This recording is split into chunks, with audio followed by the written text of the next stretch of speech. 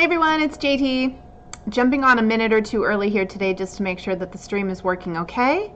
And also, if you're watching this session, to remind you to take our free ISAT quiz, which we've put the link here in the chat. It's our interaction style assessment quiz. It's a free quiz that's going to help you understand your communication style and how to best leverage it. I'm going to be talking about the results today in our office hours, so it really helps if you've taken the quiz. It only takes a minute or two to complete online. It's only 20 questions and they're really quick. It's this versus that. It's not hard, not intense, but you will get a lot out of it. So be sure to take the ISAT, Interaction Style Assessment Test, using the free link that we've put in the chat here today. And I've got about a minute more and I will get started, okay? In the meantime, I see lots of people jumping on, so it gives me a chance to give some shout outs here. I see Kimberly's here, Sylvia's here. Feel free to share what your results were. I would love to see which predominant style you were. Remember, there's no bad style to be. There's no one style that's better than another. You'll learn more about that in a minute, but don't be shy. Pop that in there. Maybe also where you're from. I'd love to see what part of the world you're signing into from today. That would be great as well.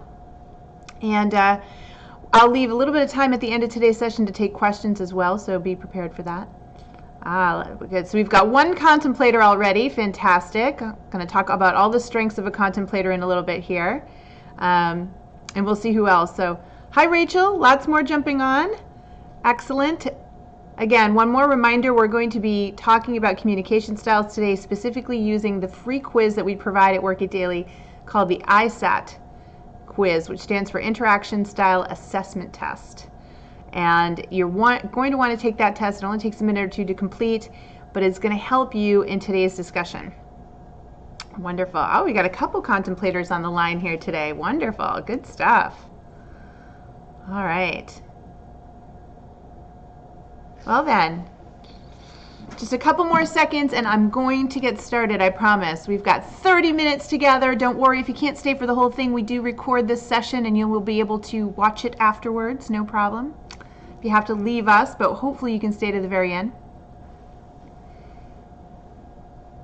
Okay. Okay, then I'm going to get started. Here we go. Welcome everyone to Office Hours, sponsored by Work It Daily. We are the company that helps take frustration out of your career and lead you to a more satisfying and successful career. I'm JT O'Donnell. I'm the founder of Work It Daily, and for the next 30 minutes, I'm going to be talking to you all about your communication style, specifically how you can use it to catapult your career. So where does this come from? Well, you know that I've been in career coaching for over 15 years now, and when I went into private practice, one of the very first things that I did was create a very comprehensive 7-step assessment tool so that I could better understand my clients' strengths and preferences in the workplace. In fact, today at Work It Daily, we have an entire course, a video tutorial series on the PSA, the Professional Strengths Assessment, that our members use in order for them to understand and create a baseline state of knowledge about who they are as a professional. Now, this is really important information. It's things like how you prioritize the 8 key areas in your life and what your unique gifts are and your passions and your interests, what your work style is, what your learning preferences are, and of course, one big one in there is your interaction style, how you choose to communicate on the job. And we all know that communication is key. And especially these days where a lot more companies are focusing on this concept of emotional intelligence, they're expecting us to be more emotionally appreciative and understanding of the different communication styles in the workplace. So this is a skill you have to develop. You have to know the strengths and weaknesses of your communication style, because no communication style is perfect. But you also need to understand the strengths and weaknesses of the communication styles of the people that you work with, your coworkers, your boss, so that you can really leverage that information to build better relationships and get better results. So if you've never done a comprehensive self-assessment, you really should come over to Work It Daily and try it out. And I'm going to give you a special reason to do that at the end. But today, we're going to talk about just one of the 7 areas that I've been coaching on for over 15 years. Now, the idea behind this, the need for this type of quiz, came from me after I spent years in corporate America with people using the Myers-Briggs test. Raise your hand out in the YouTube universe there if you've ever taken the Myers-Briggs test before. For those of you that don't know, this kind of became an industry standard in the working world. And what it does is you take this very long, comprehensive quiz, and at the end they tell you that you are, this 4-letter code. You're an INTJ or an ENTJ, ENTP, like there's all these different ones. And that was always my issue with this. There are 16 combinations or 16 possible results out of the Myers-Briggs. Who can remember 16 personalities? I know I can't. It's just too confusing, and it creates a lot of self-doubt. I don't like that. I don't think we should have to have that much thought and effort put into understanding communication. I think there's a simpler way to do it. So for me, I put together a 20-question test that tells you that you're one of 4 primary interaction styles, meaning how you interact with another human being. And just so you know what they are, there is the commander, the contemplator, the energizer, and the empathizer. And when you take the free quiz, at the end, we send you to a results page which talks all about your style and the styles of others. And very specifically, you see this cool graphic, this cool grid, because you fall into a quadrant depending on how extroverted you are, right? So how animated you are, how vocal you are versus how introverted you are, and then how direct you are versus how indirect you are. And this is really, really important. This is how we get one of these 4 styles. Now let me talk about each style and their strengths. So let's start with the commander. The majority of successful CEOs tend to be commanders. And that's because commanders really are focused on results. They're result-oriented individuals. They're very good at self-motivation. They set very high standards for themselves. They hold themselves accountable. There's somebody you're comfortable putting in charge because you know that by their nature, they're not going to want to fail. And they're going to do everything in their power to succeed. They're not afraid to swing for the fences, right? They've got confidence. They're driven individuals. Just a great person, like I said, to have in charge. Another person who is also like this, but from an energy perspective, is the name Energizer. Now, Energizers share that drive and that passion that commanders have, but instead of being more serious and focused, Energizers' gift is their ability to really read people's emotions. We say that they're very persuasive because they can visualize. We oftentimes hear Energizers as visionaries. And so these individuals, I joke and say they could sell ice to people living in Alaska. And what do I mean by that? Not a negative thing. I'm just saying that they can see possibilities a lot of times where others cannot, and they're really good at articulating that. They're also exceptional at diffusing intense situations with a little humor. These are those quick-witted people that know how to, make a heavy situation lighter. They're the cheerleader, they're the energizer, they're the captain of the team. Now, somebody who shares that passion for individuals and that caring nature, but is a little bit different pace, is the empathizer. So empathizers are also really inspired by those around them, but from the perspective of wanting to put themselves in another person's shoes. Empathizers are very popular in the sense that people love to have them on their team because they're so caring. They always ask people how they're doing. They put people before profits, would be a great example of an empathizer. And so as a result, we're very drawn to them. They're also, very tactful. They're not confrontational. They don't like confrontation at all. So they're really going to put that to the side and try to keep the peace. And that's something that you'll see from an empathizer.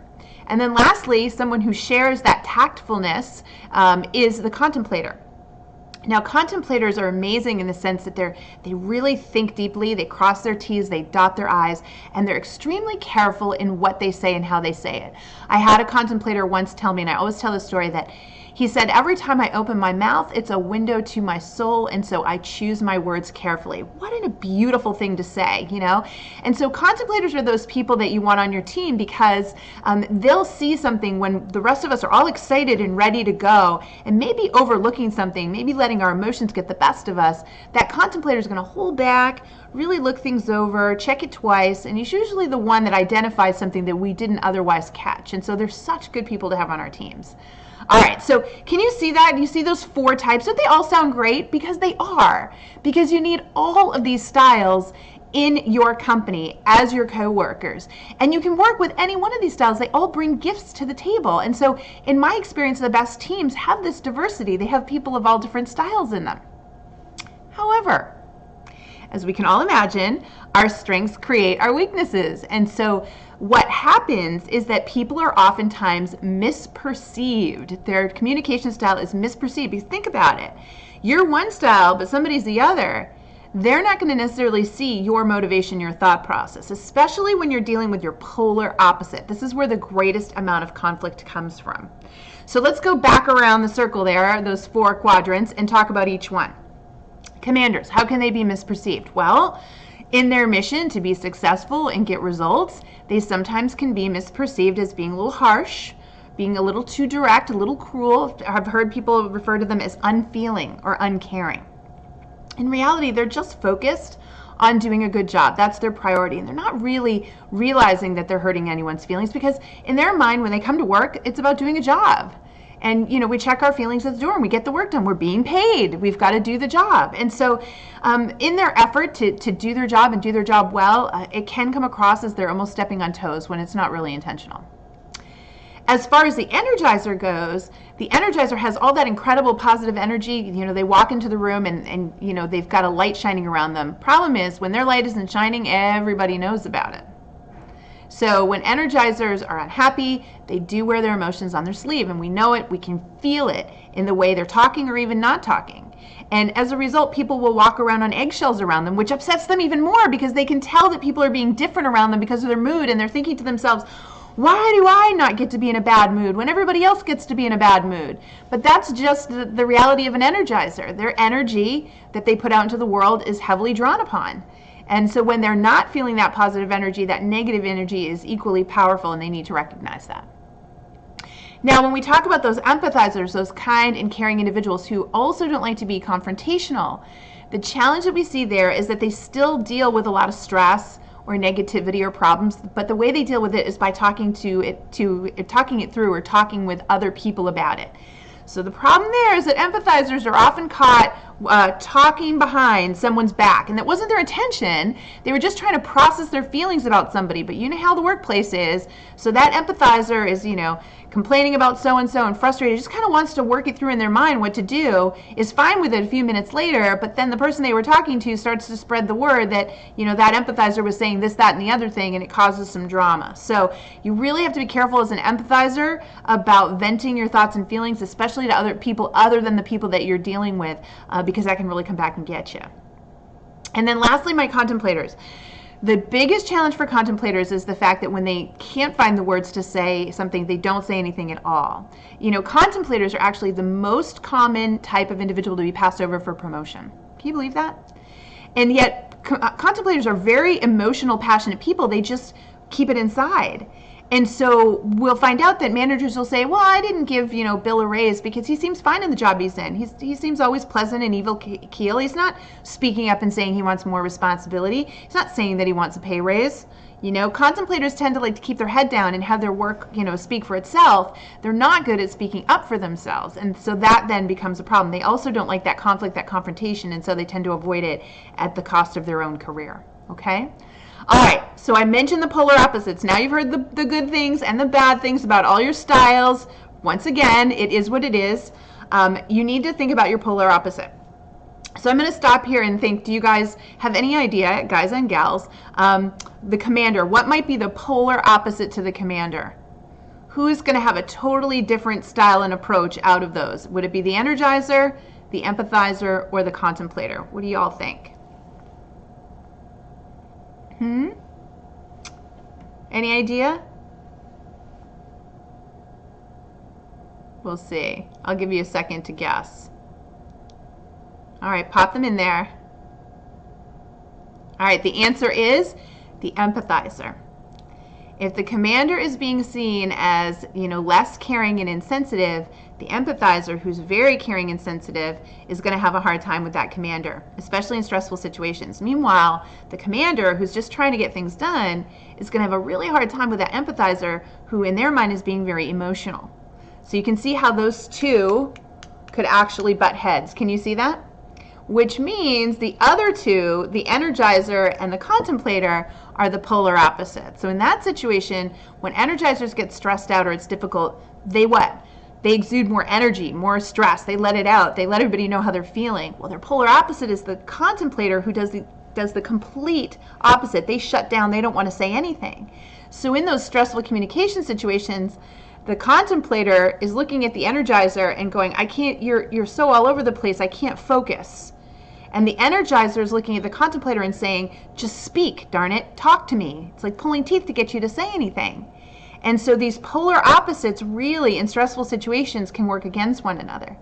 And I would challenge everyone here today, with this just very little amount of information I've shared with you, to start to think about people that you work really well with and people you've really struggled with, and try to identify what style they each are. That is going to help you start to see what you can do to shift your style. And that it really was the point of today's session. When you understand your strengths and your weaknesses, how they're perceived, you can start to pay a lot more attention to how people are responding and reacting to your communication style. And this is where you learn to flex your style. What do I mean by flex your style?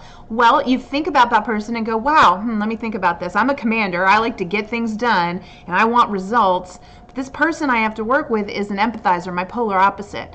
So what can I do in order to connect better with this person? Well, maybe the solution is just before I start my meeting and I want to dive in and tell them the 10 things I need from them, maybe I could take a minute to say, how's your day going? How's your daughter or son? What's new in your life? Even though that's not something I would want them to ask me, by me asking it to them, I'm showing that I care about your style. I want to bond with you. I want to connect with you. They can share that information and then I can say, awesome, okay, let's get down to business. On the flip side, that empathizer is sitting with a commander, and as much as they want to ask, how are you? What's going on? Why are you so serious? You look angry to me. What they really need to do is say, what are the 3 ways I can most help you today? What kind of results are you looking for? That commander is really going to appreciate your directness and your willingness to get down to business and focus on solutions. Let's talk about the other group. So you're an energizer. You're sitting there with a contemplator who clearly is shutting down and can't give you the information you need on the spot. What you should do is say, you know what? I know I'm throwing a lot at you right now. It's a lot to take in. Let's plan to give you a day to think it through. Formulate your thoughts. Maybe you want to write them out to me, or we can meet again if you're comfortable. But I want to give you time to really process it, take it all in, because I value your thought process as a contemplator, and I know that you're really going to be able to present some things to me that we're not otherwise seeing, but you need some time to do that.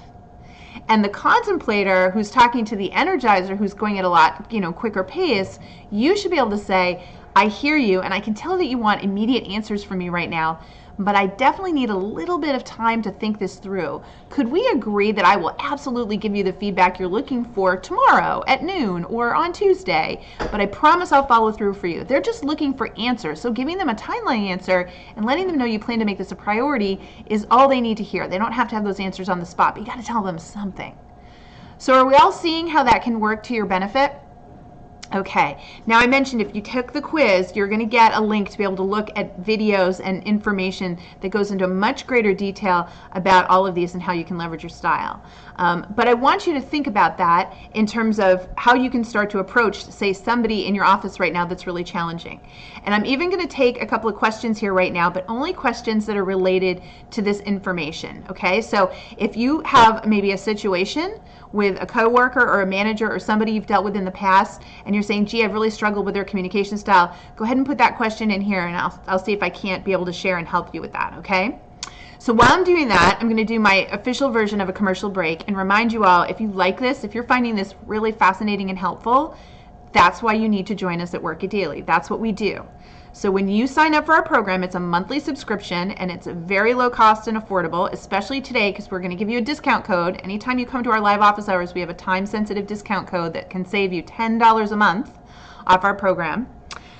But our program is designed for you to get access to all of our video tutorials and materials to help you with all this stuff. But better still, you also get access to our career coaching team. We have a team of trained career support specialists who've been trained by me, who work with you through a private Slack portal, answering your questions and working through these kinds of issues. And the one thing we hear all the time about the program, people say, I don't know why I didn't join sooner. It feels so safe and secure.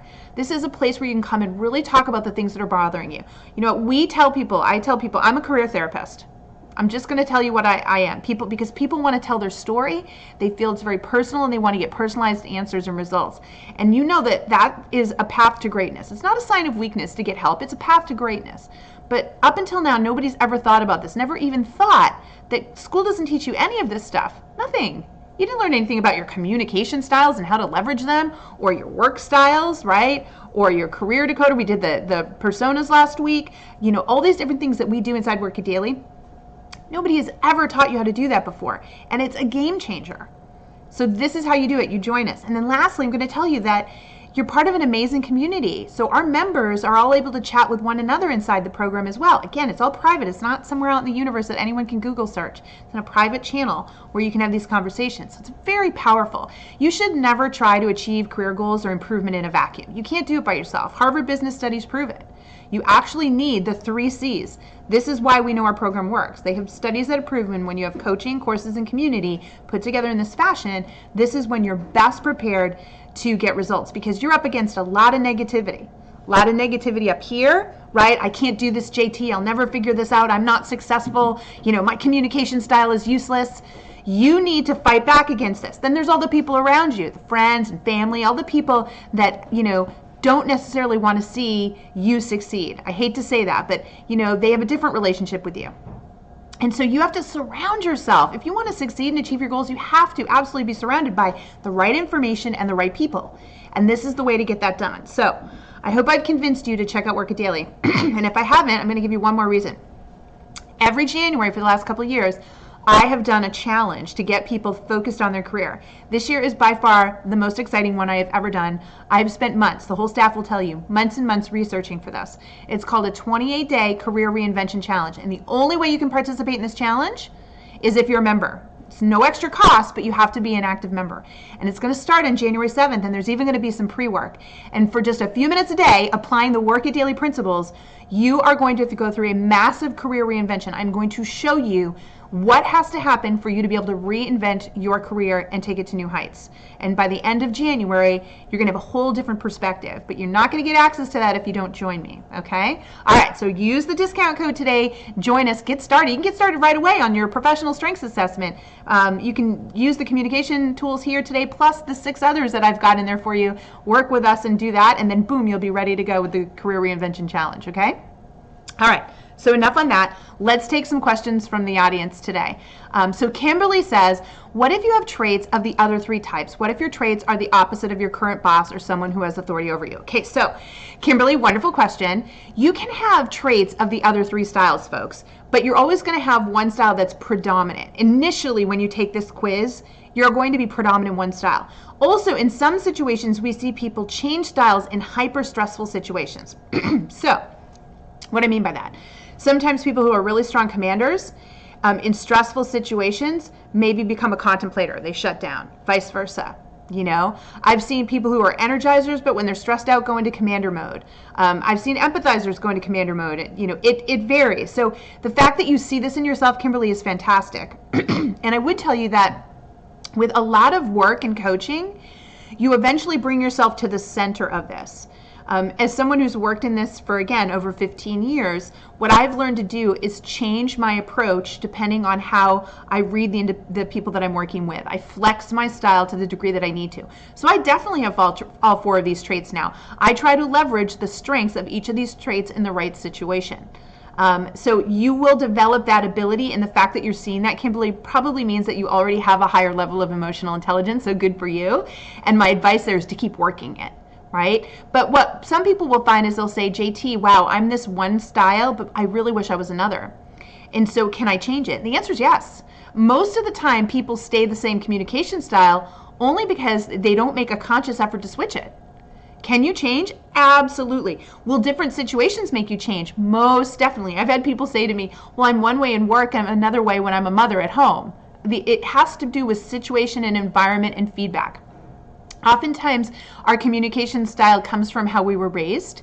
So what we normally do is repel a style that we don't like. So, you know, if you had a mother that was a really strong commander, you might have ended up an empathizer, right, to counteract that. Or maybe you had a father that was an unbelievable energizer and you're an energizer too. So we're either attracted to certain styles or repelled by them, and that also will shape what our style is.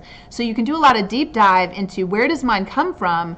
Do I like it? Is it serving me well for what I'm trying to accomplish in my career? And if it isn't, if I think there are other styles or attributes that would play better, what can I do to enhance those? But you can't do any of that until you do the assessment and start to really think about it. So good for you, Kimberly. That's great insight on your part, and I hope that helped everybody. Now, if you have a boss who's a different style, it's vitally important that you learn to manage up. So recognizing your boss's style and adapting yourself to it, one of the best career move you can make. And I've had people say to me, oh, JT, but isn't that brown nosing? Isn't that being fake? No, it's being strategic, folks. You are a business of one, okay? I know you're a human being, but you're a business of one. You're being paid to do a service. And your customer is who you need to make happy. You've got two choices here. You either adapt and serve the customer on their terms so that they're happy, or you go find a new customer. Plain and simple. Right? So if you've got a boss that's rubbing you the wrong way or you're having difficulties, it's on you to start to figure that out. And if you can't, if there's no way around it and you're saying, I just can't make this a better situation, then you've just given yourself a valid reason to go find a new boss, a new customer. And that's okay. Because we do our best work when we're in environments where our interaction style is really playing to our strengths. Okay? So that's a great thing to inventory and decide upon. All right.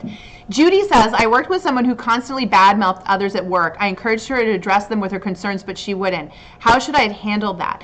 So Judy, this is typically going to be somebody that's on either the Energizer or the Empathizer side, right? Because they're more extroverted and more vocal in their situation. I think you did the right thing by suggesting that this person address it.